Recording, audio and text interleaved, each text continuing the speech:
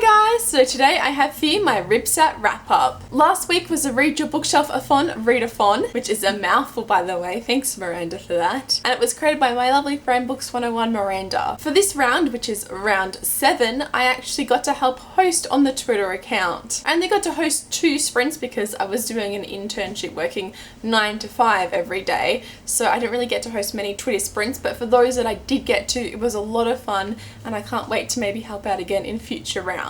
I really enjoyed the Read Your Bookshelf-a-thon read-a-thon. It's so much fun, and so yeah, I wanted to talk about the books that I read. Now, as I said, I had an internship the whole week that RYBSAT was on, and so I didn't really think I would get to read that much. I set an ambitious TBR, or so I thought. Now, I kind of strayed a little bit from my TBR, but I still think I managed to read a fair amount, so let's get into what I read. So the first book I read was Mystic City by Theo Lawrence. This book was a nice, easy read for a read-a-thon, and I really enjoyed it. I'll talk more about it in my wrap-up for the whole month of January. But yeah, this was a lot of fun. I think I rated it a 4 out of 5 stars, and it was how many pages? 397. And then I finished that at work one day, and I knew that I wanted to read on the bus because I had to commute like 2 hours, and so I wanted something to read on the bus ride for that long, and I had a book that I'd been given, and so I decided to read this one, which is the Isabel Journal, and it's by Isabel Harpop. Now, I finished this on my bus ride. It was a really quick, easy read because, as you can probably see, it's mainly a lot of pictures with a little bit of words, as you can see here. Honestly, it was a very fast read, but at the same time I didn't really enjoy it. I don't think this book was for me. I'm not sure necessarily how many pages you would count this one because as you can see, there's not much writing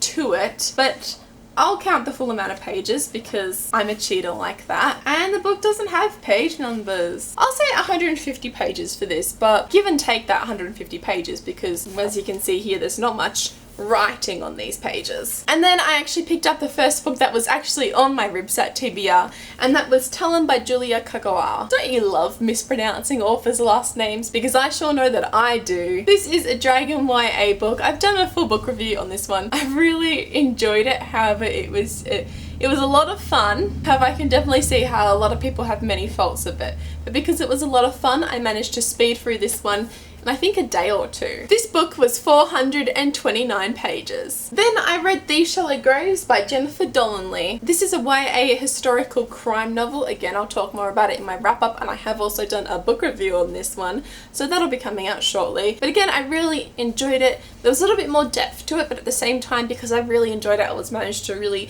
kind of speed through it and read it quickly. As you can see, it's a big chunky book, and how many pages was it? 482. Then I have the last book here, which is A Girl with All the Gifts by M.R. Carey. And I think technically I didn't finish this whole book in RYBSAT. I think I had like 20 pages to go when it hit midnight of the day it ended. But I'm just going to count the whole book because I finished it all in that one sitting, and so it was 20 pages, guys. I'm just going to count it. I'm a rebel like that. The Girl with All the Gifts is an intense novel, and it was definitely the one that took me the longest to get through because whilst I really enjoyed it, it was hard to read at some points. Like, it wasn't hard, it just made me think a lot. It was, you know, not something light-hearted. It was definitely a little bit more intense. Also, I started reading this at work, and I had like this sweet chili chicken, and I opened it up and it spilled everywhere, and this happened to the book. You probably can't even see it, but I see it, and it hurt my heart.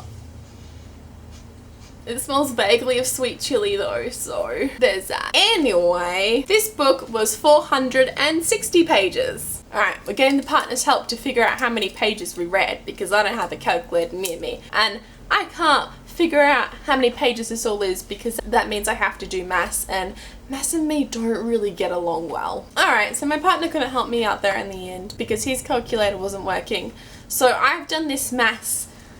I can't guarantee if it's correct or not because, as I said, maths and me don't get along. But my calculations were, I read 1,908 pages in the total week for RYBSAT. Please let me know in the comments below if I'm wrong, if you would like to figure out the maths, but That's what I got, alright? Take it with a grain of salt. These are the books that I managed to read for RYBSAT. Let me know in the comments below if you participated in RYBSAT and how many books you managed to read. How did you go? Did you enjoy it? RYBSAT is a lot of fun. It comes around every so often and I would highly recommend joining in the next round. It's a lot of fun. And I think I did pretty well, honestly. Like a 9 to 5 job. I sprinted a couple of times and I managed to read all these. Like, that's pretty good. Yeah? Yeah. So like this video if you liked it, subscribe if you'd like to see more book related videos from me, and I'll see you next time. Okay, bye!